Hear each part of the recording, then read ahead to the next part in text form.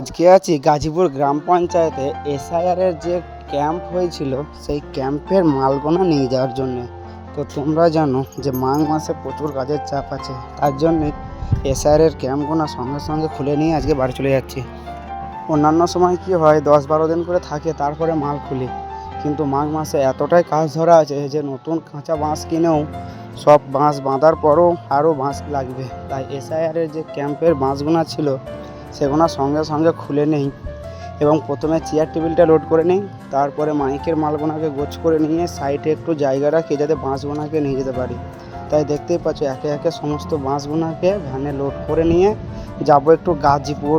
কেন গাজীপুরে মাঘ মাসে 23 তারিখে একটা বিয়ে বাড়ির কাজ ধরা আছে, তার জন্যেই ওখান থেকে সমস্ত মাল উঠিয়ে নিই যাতে কোনো মাল না থাকে। এবং যেহেতু ওখানে এই মুহূর্তে আর কোনো কাজও নেই, তাই একে একে সমস্ত মাল ভ্যানে বুঝ করে নিই।